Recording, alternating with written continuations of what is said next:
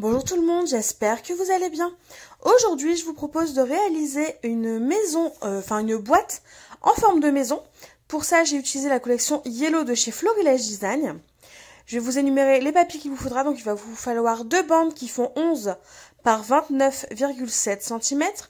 Puis, deux nouvelles bandes qui font cette fois-ci 14,5 par 29,7 cm.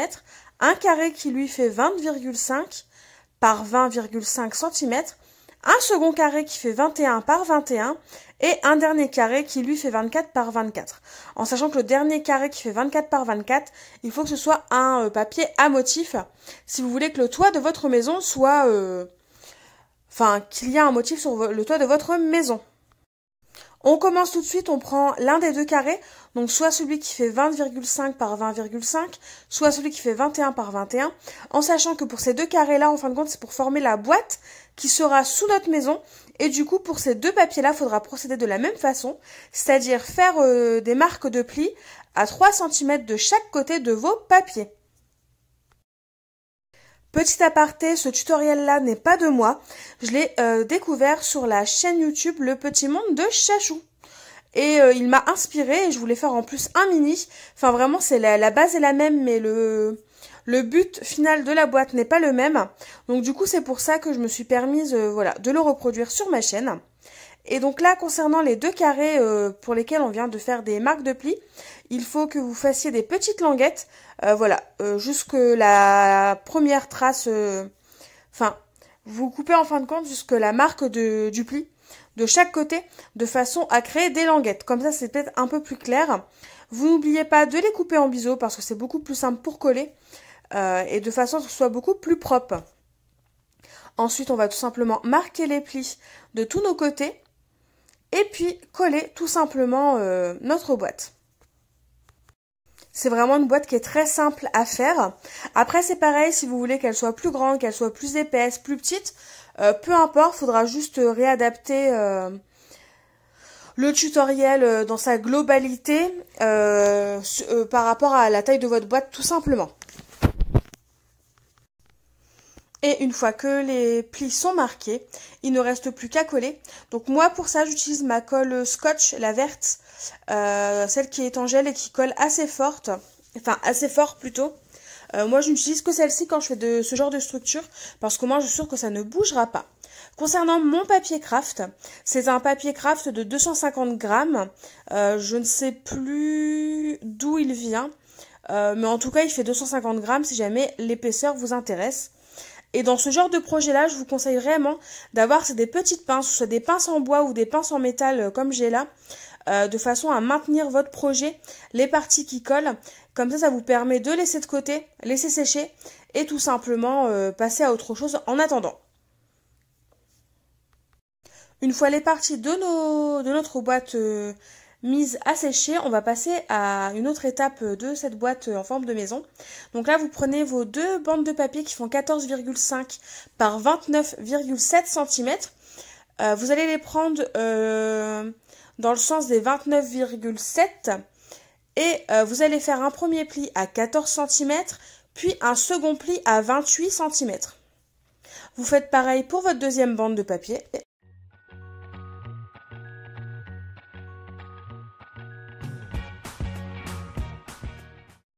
Une fois les plis réalisés, on va couper en fin de compte la partie la plus fine, la moins large, celle qui fait 1,7 cm et on va couper les côtés en biseau de façon à créer nos languettes. À partir de cette étape-là, moi je souhaite faire une vraie fenêtre. Une fenêtre coupée vraiment qu'on voit la différence dans le papier. Donc du coup pour ça je vais utiliser un dies, donc un dies carré basique. Le mien fait 9 cm de côté. Après vous utilisez le dies que vous voulez, de la taille que vous voulez. Vous pouvez même utiliser un dies rond, un dies en forme de fenêtre, enfin voilà. Peu importe le dies que vous utiliserez, le tout est de faire une ouverture de façon à laisser paraître une lumière, parce que oui, dans ma maison en forme de boîte, ma boîte en forme de maison plutôt, il y aura une guirlande à l'intérieur de façon à créer aussi un objet de décoration. Donc là voilà, comme vous pouvez le voir, j'ai placé mon die carré à peu près au milieu, je l'ai fait un peu à l'œil. Ça, c'est comme ça que je fais. Mais après, si vous voulez être sûr que ce soit bien cadré, bien au milieu, il suffit de prendre votre règle et de mesurer. Une fois que c'est passé dans la machine, vous retirez tout simplement vos papiers, votre die. La seconde étape, donc pour pouvoir créer ces fenêtres, j'ai pris tout simplement le dies juste au-dessus du précédent. Il doit faire à peu près 10 cm. Et j'ai coupé 2 carrés dans du papier calque, de façon à créer une fenêtre en même temps que ça a un effet un peu tamisé qu'on ne voit pas à travers. Là, ce que je vous ai montré, c'est tout simplement, je vais essayer de faire des sortes de barreaux à ma fenêtre. Donc pour ça, j'ai découpé 2 bandelettes de papier qui font 0,5 cm de large. Et après, en termes de longueur, j'ai coupé un peu au pif, hein, tout simplement. J'ai pas mesuré en tant que tel. Et sinon, en tout, j'en ai fait 4 du coup, de façon à les croiser et avoir 2 barreaux par fenêtre. Et ensuite, il vous restera plus qu'à coller vos petites languettes. Donc moi, pour ça, c'est pareil, j'ai utilisé ma colle scotch. Vous verrez, j'ai quand même mesuré de façon à avoir à peu près le milieu du carré. Donc comme le mien, il fait 9 cm, j'ai fait un petit repère à la moitié, donc à 4,5 cm. Au moins, j'avais un repère de l'endroit où je voulais mettre ma colle. Donc voilà, là où il y a mon petit repère, j'ai mis une petite pointe de colle. Donc toujours la colle scotch en gel verte. Et puis j'ai à peu près mis la languette à ce niveau-là, en sachant que je me suis aidée des carreaux de ma plaque en verre pour pouvoir coller tout simplement ces languettes. Donc je suis désolée, vous ne verrez pas grand-chose parce que ma tête va vite arriver dans le champ de vision, enfin dans le champ de la caméra. Donc du coup voilà, vous commencez à ne plus voir ce que je suis en train de faire, mais après voilà, vous le faites vous-même, vous visez à peu près de façon à ce que ce soit équilibré et droit, et ce sera parfait. À cela, j'ajoute en plus des petites pinces, de façon à être sûr que ça ne bouge pas, et comme ça, je peux mettre de côté et passer à une autre étape de ce tutoriel. Et évidemment, vous faites pareil pour la deuxième fenêtre. Avec du recul, je conseillerais de faire ces fenêtres-là sur les 4 faces de la maison. Comme ça, vous avez vraiment un point de lumière plus important. Ça, c'est mon petit conseil que je vous donne après coup. Parce que moi, ma maison est déjà quasiment terminée au moment où je fais cette voix off. Donc voilà, c'est un conseil que je donnerai. Comme ça apporte un peu plus de lumière à cette maison. Ça fait vraiment plus une lanterne en tant que telle. Mais après, c'est juste un conseil. Vous n'êtes pas obligé, comme vous n'êtes pas obligé de faire une fenêtre avec de vraies ouvertures pour votre maison. Là, j'ai utilisé du double face extra fort qui fait 3 mm de largeur. Donc je trouvais que c'était ce qu'il y avait de plus simple à utiliser par rapport au fait que les languettes soient vraiment très fines. Donc c'est ce que j'ai utilisé. Et je fais tout simplement le contour et j'en ai mis aussi sur les languettes de façon à ce que le papier calque soit bien collé.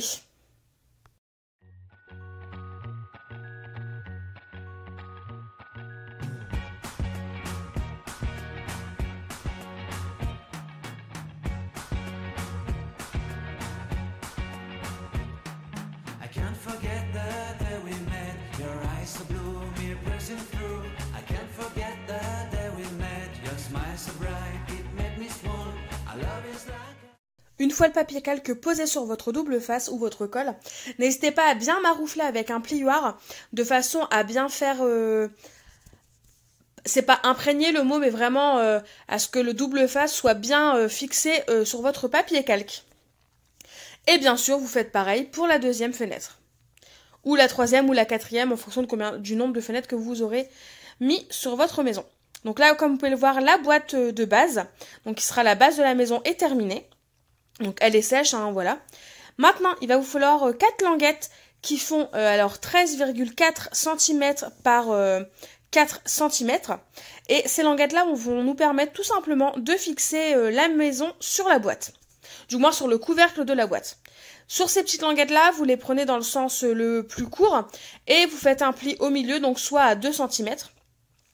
Vous pliez votre languette en deux, vous coupez les côtés tout simplement en biseau, de façon à créer des languettes. Et ensuite, il ne nous reste plus qu'à coller les languettes sur la base de la maison. Donc vous savez, c'est les deux côtés où il y a les fenêtres, que nous allons d'ailleurs fixer entre elles. Donc là, je vous montre tout simplement comment sera collée la maison. Mais avant de coller la maison sur la boîte, on va coller ces deux rabats en fait qui formeront la maison ensemble.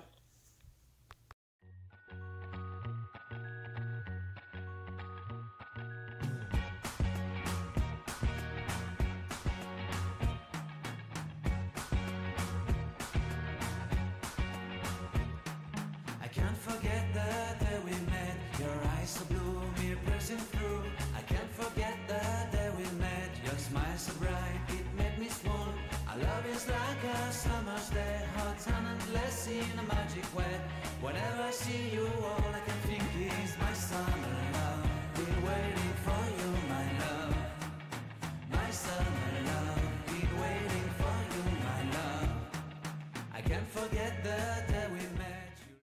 À ce moment, je vous explique tout simplement que vous pouvez décorer votre boîte dès maintenant, la consolider si vous voulez rajouter une feuille dans le fond de façon à ce qu'elle soit plus costaud.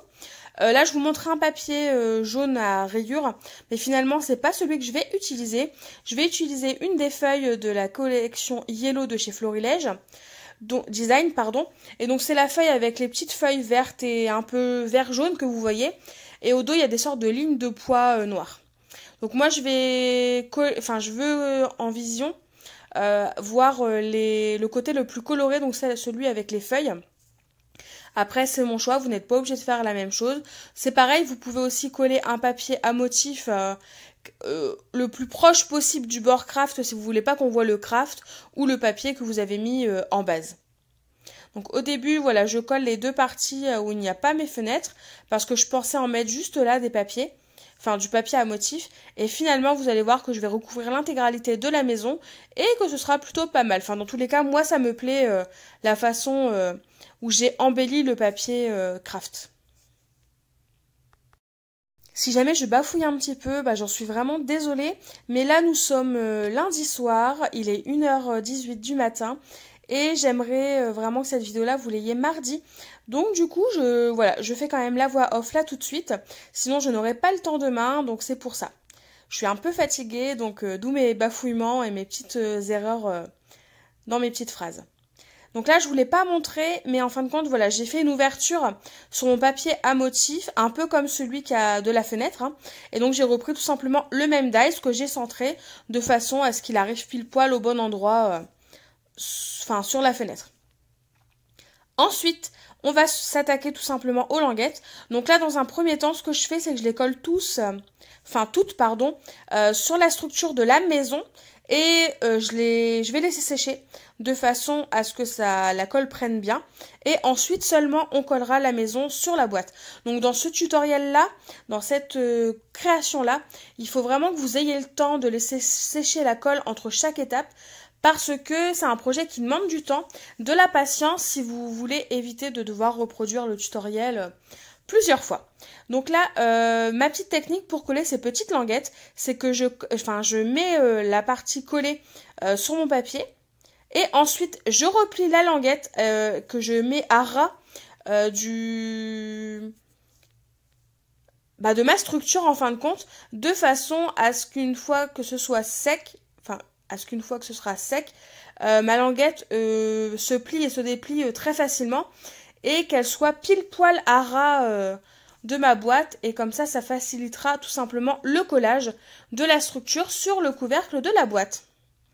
Et bien sûr, je mets toujours mes petites pinces de façon à ce que ça sèche bien et que ça ne bouge pas le temps que ça sèche.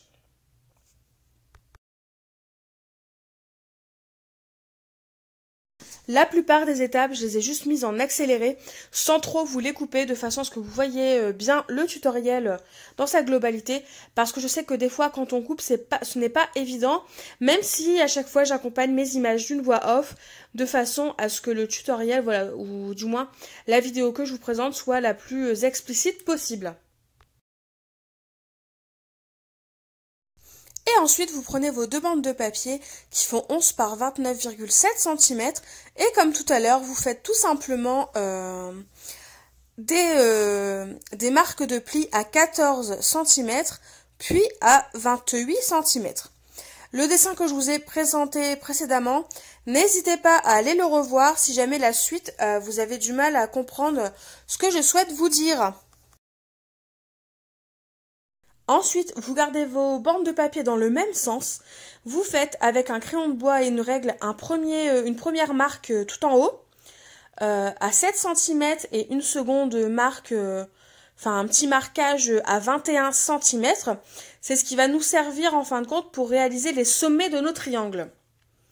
Ensuite, vous prenez toujours avec votre règle Et votre crayon de bois, vous allez faire une marque en bas, mais cette fois-ci au niveau de l'extrémité gauche, de la rainure qui est à 14 cm, de la rainure qui est à 28 cm et l'extrémité droite du papier, une marque à 2 cm de haut. Ensuite, il ne reste plus qu'à relier les différents points. Donc les sommets, ce sera 7 et 21. Donc les deux marques qu'on a fait à 7 et 21 cm. Et vous allez tracer un trait à chaque fois aux différentes marques que vous avez tracées à 2 cm de haut du papier. Et si vraiment vous avez besoin, retournez en arrière à la vidéo et n'hésitez pas à faire pause sur le dessin que j'ai fait avec les différentes annotations de longueur, de largeur, de hauteur que j'ai pu mettre sur mon dessin. Ce sera peut-être plus clair pour vous reproduire ce schéma. Une fois que vos triangles et votre petite languette en bas à droite sont tracés, il ne vous reste plus qu'à couper. Donc au début je le fais au ciseau et finalement je vais prendre mon scalpel et ma règle parce que c'est beaucoup plus simple et au moins je suis sûre que ce sera droit. Évidemment, vous reproduisez la même chose sur votre deuxième bande de papier.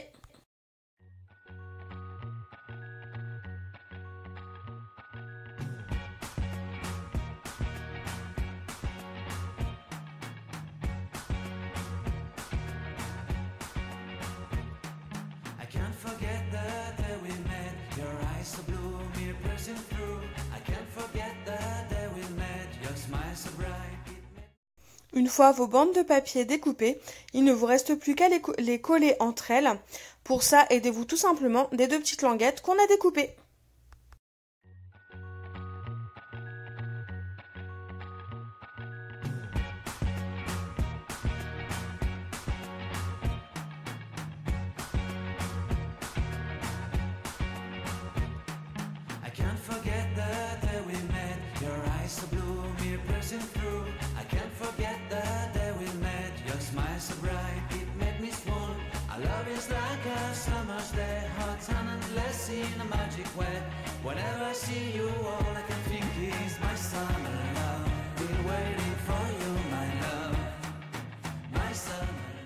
En attendant que la structure de notre toit sèche, on va tout simplement coller la structure de la maison sur le couvercle de notre boîte. Donc pour ça, tout simplement, j'ai fait une petite marque au crayon gris, comme vous le verrez dans quelques instants. Et j'ai collé une seule languette au début, que j'ai bien fait imprégner la colle sur le couvercle, de façon à être sûr qu'il y ait une des languettes qui soit bien centrée, bien collée. Et après, une fois que c'était sec, j'ai collé les autres languettes sur le couvercle. Au moins, j'étais sûre que la maison serait droite et bien centrée sur la boîte qu'on a fait précédemment. La colle scotch verte comme ça en gel, je vous la conseille réellement quand vous faites ce genre de projet, ce genre de structure qui ont besoin vraiment d'être bien collées, de tenir dans le temps. Je trouve vraiment que c'est l'une des meilleures colles que j'ai pour ce type de projet. Après, si vous avez d'autres colles qui vous permettent de réaliser ce même genre de projet, n'hésitez pas à me les mettre en commentaire parce que ça peut aider d'autres scrapeuses ou scrappeurs. Et ça peut m'aider au cas où, quand je ne trouve pas cette fameuse colle scotch dans les grandes surfaces, parce que malheureusement, c'est pas une colle qui est toujours présente, en tout cas pas dans mes grandes surfaces à moi. Et souvent, je dois faire mon stock à la rentrée des classes. Donc n'hésitez pas à nous donner vos petites astuces en commentaire. Et donc voilà, comme je vous disais, une fois que la première bandelette est collée, je colle toutes les autres de façon à être sûr que ce soit bien centré. L'avantage de la colle, contrairement aux double face, c'est que je vais pouvoir bouger ma maison et la centrer par rapport au reste. Et ensuite, il ne vous restera plus qu'à maroufler tout simplement avec un plioir ou avec toute autre chose et faire imprégner la colle et bien coller tout simplement notre structure.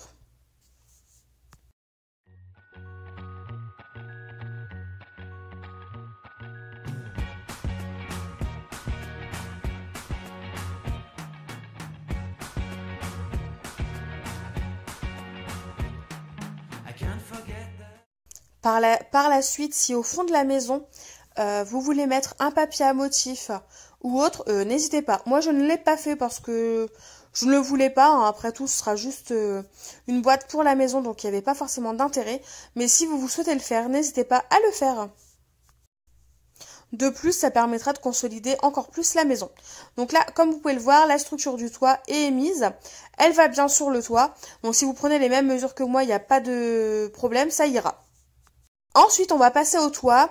Donc là, le papier qui fait 24 par 24 cm. Donc là, comme vous pouvez le voir, je le plie une première fois en deux. Ensuite, vous allez devoir le replier en deux, mais cette fois-ci dans l'autre sens. Et faire pareil avec les diagonales. Pour le toit, moi je vous conseille tout simplement un papier à motif ou d'une autre couleur, ou voilà, vous faites comme vous voulez, mais moi vraiment je conseille vraiment le papier à motif de façon à ce que ça ressorte et que votre voilà, que la maison soit tout de suite plus agréable, parce que malheureusement une fois que le toit est fait, c'est beaucoup plus compliqué de le recouvrir ensuite d'un papier à motif ou de couleurs différentes que la base.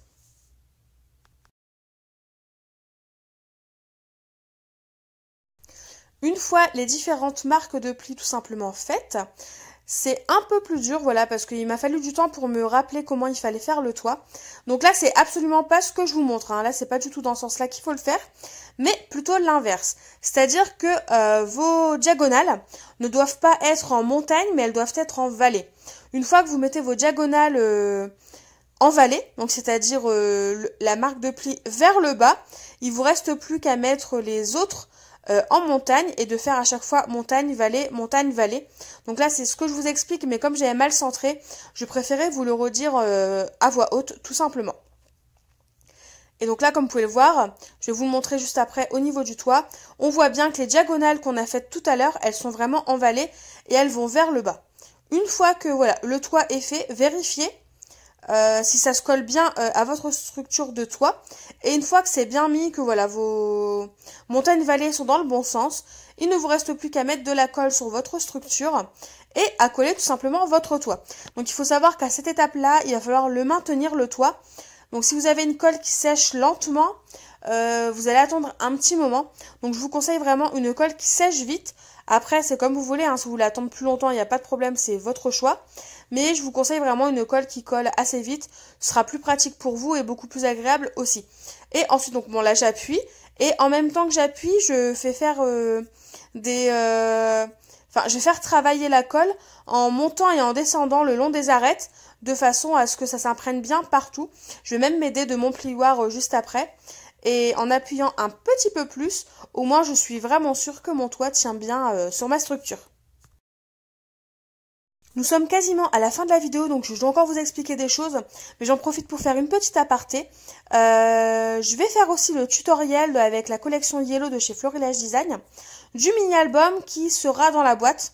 La vidéo sera publiée vendredi matin, donc si en plus de ça vous voulez réaliser le même mini-album que moi, n'hésitez pas à attendre ma vidéo de vendredi matin. Ensuite, il va vous falloir 4 bandes de papier qui font 4 par 2 cm. Et on va réaliser des petits triangles, donc des sortes de supports pour notre toit. Donc pour ça, vous faites un repère à 2 cm sur le côté le plus grand. Et vous coupez tout simplement de ce repère-là jusqu'au coin opposé, de façon à former un triangle. Et une fois que ça c'est terminé, vous faites ça pour vos 4 bandelettes. Donc vous aurez 4 petits triangles, il ne vous restera plus qu'à les coller sur votre toit. Donc moi je les ai collés à 1 cm environ de chaque coin, de façon à ce que déjà ce soit au même niveau. Et en plus de ça, ce genre de petit renfort, ça permet au couvercle, donc au toit de la maison, de ne pas descendre trop bas et de ne pas s'abîmer trop vite, à force de l'utiliser ou autre.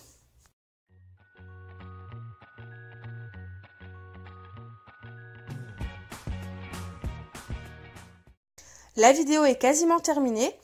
Vous verrez à la fin, je vais vous montrer la maison une fois terminée, mais non décorée. Ça, vous le verrez vendredi matin lors de ma vidéo tutoriel pour le mini-album qui accompagnera cette maison. N'hésitez pas à me dire en commentaire si la vidéo vous a plu. Moi, j'attends vos retours avec impatience.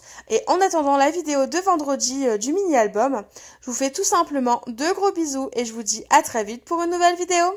Bye bye!